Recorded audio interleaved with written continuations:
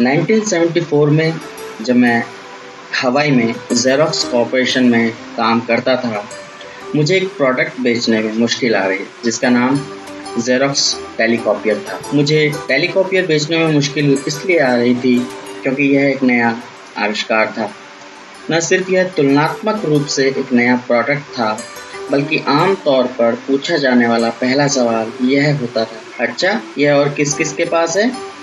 दूसरे शब्दों में टेलीकॉपियर का तब तक कोई मूल्य नहीं था जब तक टेलीकॉपियर दूसरे लोगों के पास ना हो, यानी दूसरे टेलीकॉपियर्स का नेटवर्क। आज ज़्यादातर लोगों ने टेलीकॉपियर का नाम नहीं सुना होगा, लेकिन अधिकांश लोगों ने फैक्स मशीन का नाम ज़रूर सुना होगा। जब ज़्यादा लोगों ने इस नई मशीन फैक्स मशीन का इस्तेमाल करना शुरू कर दिया तो टेलीकॉपियर का लाभ बढ़ गया और इन्हें बेचना काफ़ी आसान हो गया।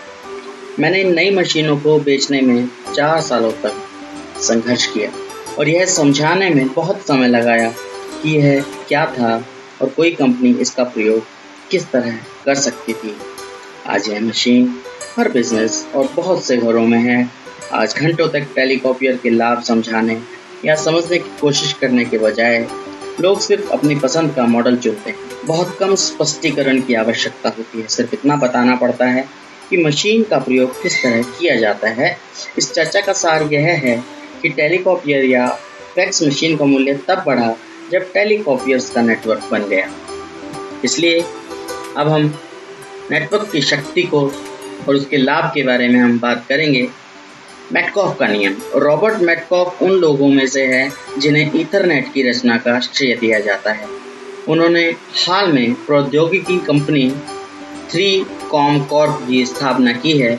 उन्हें मैटकॉफ के नियम को परिभाषित करने का श्रेय भी दिया जाता है, जो इस तरह है, किसी नेटवर्क का आर्थिक मूल्य बराबर प्रयोग करने वालों की संख्या का वर्ग। सामान्य शब्दों में मैटकॉफ के नियम को हम इस तरह स्पष्ट कर सकते हैं, अगर दुनिया में केवल एक ही टेलीफोन हो तो इस अकेले फ़ोन का दरअसल कोई आर्थिक मूल्य नहीं होगा। जिस क्षण 2 टेलीफोन होंगे, मैटकॉफ के नियम के अनुसार टेलीफोन नेटवर्क के आर्थिक मूल्य का वर्ग हो जाएगा। अब नेटवर्क का आर्थिक मूल्य 0 से 4 हो जाएगा। तीसरा फ़ोन आ जाने पर नेटवर्क का आर्थिक मूल्य बढ़कर 9 हो जाएगा। दूसरे शब्दों में किसी नेटवर्क का आर्थिक मूल्य अंकगणित के हिसाब से नहीं, बल्कि घातांकों में बढ़ता है। समय परिवर्तनशील है। 1950 के कई पुराने बिजनेस विचार आज भी मौजूद हैं। अब भी मैं लोगों को यह कहते सुनता हूँ, मैं बिजनेस करने जा रहा हूँ और मैं इसे अकेले अपने दम पर करूँगा। मेरी राय में अपने दम पर काम करने का विचार जॉन वैन की तरह बिजनेस करने का विचार है।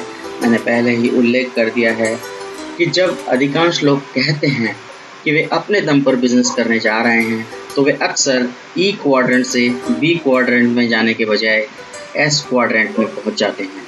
आज एस क्वाड्रेंट जॉन वैन जैसे अपरिष्कृत लोगों से भरा पड़ा है। 1970 के दशक में एक नए किस्म का नेटवर्क बिजनेस विकसित होना शुरू हुआ और यह वही बिजनेस है जिसके बारे में हम बातें कर रहे हैं। वह नेटवर्क बिजनेस जिसे आज नेटवर्क मार्केटिंग के नाम से जाना जाता है। बिजनेसों के फ्रेंचाइजी नेटवर्क के बजाय यहाँ पर व्यक्तियों का फ्रेंचाइजी नेटवर्क काम करता है। दूसरे शब्दों में एक व्यक्तिगत फ्रेंचाइजी। इस नई किस्म के नेटवर्क बिजनेस की तब काफ़ी आलोचना हुई जब यह लोकप्रिय हो रहा था और लाखों करोड़ों लोग इस बिजनेस में दाखिल हो रहे थे। इस बिजनेस की आज भी आलोचना हो रही है, परंतु इस आलोचना के बावजूद नेटवर्क मार्केटिंग उद्योग फ्रेंचाइजी और पारंपरिक बड़े उद्योगों की तुलना में ज़्यादा तेज़ी से बढ़ रहा है।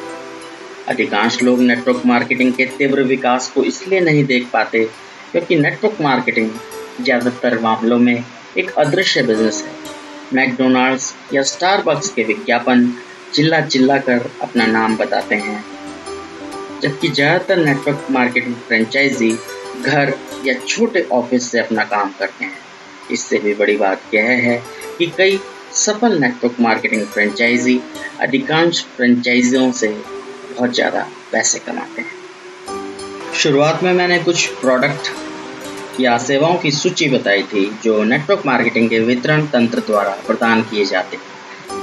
इस सूची में कानूनी सेवाएं, टैक्स सेवाएं, टेलीफोन सेवाएं, सौंदर्य प्रसाधन, विटामिन, कपड़े और यहाँ तक कि रियल एस्टेट भी शामिल है। जब से मैंने अपने दिमाग के बंद दरवाजे को खोला, तब से मुझे city bank, AOL, time Warner और बर्कशायर हैथवे जैसे कई बड़े कॉरपोरेशनों के बारे में मालूम चला जिनके नेटवर्क मार्केटिंग बिजनेस चल रहे हैं। एक बार मैंने अपना दिमाग खोला तो मैंने यह महसूस किया कि मैं नेटवर्क मार्केटिंग की आलोचना उन लोगों के मुंह से सुन रहा था जो लोग इस बिज़नेस में ही नहीं थे। मैं इस बिज़नेस को देख नहीं सकता था क्योंकि यह दरअसल एक व्यावहारिक बिज़नेस है, जिसका मतलब है कि यह अदृश्य है, इनविजिबल है। मैं इस उद्योग के विकास को नहीं देख सकता था। मैं पुरानी शैली के बिजनेसमैन या जॉन वैन टाइप के बिजनेसमैन की शिकायतें नहीं सुन सकता था। यह उद्योग मैटकॉफ के नियम में निहित शक्ति की वजह से लगातार बढ़ता जा रहा है। नेटवर्क मार्केटिंग के साथ बढ़िया बात यह है कि इसने मैटकॉफ के नियम की शक्ति को आम लोगों यानी आपके और मेरे जैसे लोगों के लिए उपलब्ध करा दिया है। परंतु आपको इस नियम का पालन करना होगा। अगर आप नियम के सिद्धांत का अनुसरण करेंगे तो नेटवर्क मार्केटिंग कंपनी में शामिल होने से ही एक अच्छी शुरुआत हो जाएगी, परंतु सिर्फ शामिल होने से ही आप इसकी शक्ति का दोहन करने में समर्थ नहीं हो जाएंगे। यह वैसी ही बात है कि आप एक टेलीफोन खरीद लें, परंतु पूरी दुनिया में सिर्फ आप ही के पास टेलीफोन। शक्ति के दोहन के लिए आपको अपने डुप्लीकेट यानी अपनी ही तरह के किसी व्यक्ति को खोजना होगा। जिस पल आप 1 से 2 हो जाते हैं, आपका आर्थिक मूल्य घात के हिसाब से बढ़ जाता है। अब आपके नेटवर्क का मूल्य 0 से बढ़कर 4 हो चुका है। जिस पल आप 3 हो जाते हैं, आपके नेटवर्क का आर्थिक मूल्य 4 से बढ़कर 9 हो जाता है। अगर आपके द्वारा लाए गए दोनों लोग 2-2 और लोगों को नेटवर्क में शामिल कर लेते हैं, तो आपके नेटवर्क का आर्थिक मूल्य ऐसे रॉकेट की तरह दिखने लगेगा जो चांद की तरफ उड़ने वाला है। अंकगणित के मान से कड़ी मेहनत करने के बजाय आपका आर्थिक मूल्य घातांकों में बढ़ता है। यही नेटवर्क बिजनेस की शक्ति और लाभ है। इस बात की काफ़ी संभावना है कि समय के साथ एक सफल नेटवर्क डॉक्टरों, वकीलों, अकाउंटेंट्स जैसे प्रोफेशनल लोगों और अन्य अपरिष्कृत लोगों की तुलना में ज़्यादा पैसे कमा सके। इस अंतर और शक्ति को मैटकॉफ के नियम द्वारा समझाया गया है, जो नेटवर्क मार्केटिंग बिजनेस का एक बहुत महत्वपूर्ण लाभ है। आप थोड़े समय का निवेश करें और उन्हें पहले कैश फ्लो क्वाड्रेंट के बारे में समझाएं और उनसे पूछें कि वे किस क्वाड्रेंट में अपने समय का निवेश करना चाहेंगे। इसके बाद अगर आप उन्हें मैटकॉफ के नियम की शक्ति समझाएं तो मेरा विश्वास है कि सामने वाला व्यक्ति आपके द्वारा प्रस्तुत बिजनेस अवसर के बारे में ज़्यादा सकारात्मक होगा। आप इस तथ्य को भी स्पष्ट कर सकते हैं कि नेटवर्क मार्केटिंग आज दुनिया में सबसे तेज़ी से बढ़ रहा बिजनेस मॉडल है। हालांकि वे इसे नहीं देख सकते क्योंकि यह व्यवहारिक है या इनविजिबल है। फ्रेंचाइजी एक नेटवर्क है। 1950 के दशक में एक नए किस्म का बिजनेस मॉडल उभरने लगा जिसे फ्रेंचाइजी के नाम से जाना जाता है। फ्रेंचाइजिंग की दुनिया में अधिक प्रसिद्ध नामों में कुछ नाम हैं, जैसे मैकडोनल्ड हैं, वेंडी हैं, KFC हैं। आज फ्रेंचाइजी बहुत ज़्यादा पॉपुलर है, लेकिन 1950 में जो पुरानी विचारधारा थी बिजनेस के मामले में, कुछ तो उन्हें गैर कानूनी भी कहते थे। फ्रेंचाइजीज़ को कहते थे कि ये गैर कानूनी है। आज मैं दुनिया में जहाँ भी जाता हूँ, मैकडोनल्ड्स जैसे प्रसिद्ध फ्रेंचाइजी मुझे बीजिंग, दक्षिण अफ्रीका, इंडिया और भी बहुत से दूर दूर स्थानों पर दिख जाते हैं। आज दुनिया ने फ्रेंचाइजी को गले लगा लिया। सीधे सीधे कहा जाए तो फ्रेंचाइजी एक तरह का बिजनेस नेटवर्क है। एक ऐसा नेटवर्क जिसमें बहुत से मालिक होते हैं, परंतु वे इकट्ठे काम करते हैं। आज हम सभी जानते हैं कि मैकडोनल्ड्स के फ्रेंचाइजी के मालिक के पास उस व्यक्ति की तुलना में अधिक शक्ति होती है जो अपना खुद का हैमबर्गर स्टैंड शुरू करता है। अगर मैकडोनल्ड्स उस अपरिष्कृत व्यक्ति के स्वतंत्र हैमबर्गर स्टैंड के आसपास हो तो इस बात की बहुत सारी संभावनाएं हैं कि उस आदमी का बिजनेस जल्दी ही चौपट हो जाएगा। चाहे वह व्यक्ति हैमबर्गर बहुत अच्छे बनाना जानता हो तो भी। जैसा किसी भी नए बिजनेस के साथ शुरुआत में होता है, नया फ्रेंचाइजी तब तक बहुत लाभदायक नहीं होता जब तक इसकी तरह के बहुत सारे फ्रेंचाइजी ना हो। मुझे पहले मेल बॉक्सेस एटसेट्रा याद और मुझे हैरत होती थी कि यह क्या वाला है। अचानक कंपनी ने बहुत सारे फ्रेंचाइजी खोलकर विस्फोटक विकास दर हासिल कर दी। यही स्टारबक्स के बारे में भी सही है।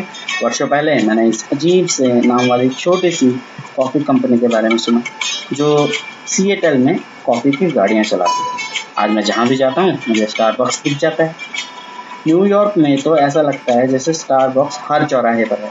हालांकि यह अविश्वसनीय वृद्धि मूल रूप से कंपनी के स्वामित्व के स्टोर्स के द्वारा संभव हुई है, परंतु मेटकॉफ के नियम के काम करने का यह एक और उदाहरण है।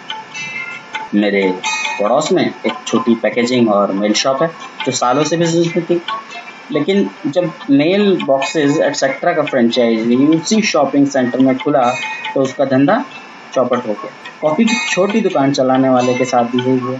कॉफ़ी की छोटी दुकान बिजनेस से बाहर हो गई और स्टारबक्स से हार गई। हालांकि कॉफ़ी उस छोटी दुकान में बहुत ही बढ़िया मिलती है, लेकिन फिर मुझे समझ में आया कि चाहे व्यक्ति स्वयं में कितना ही स्पेशल हो, अगर नेटवर्क के द्वारा वो काम नहीं करता तो वह बहुत दिन तक नहीं चल पाता। बिजनेस बनाने के लिए या किसी प्रसिद्ध फ्रेंचाइजी खरीदने के लिए लाखों रुपए ना हो।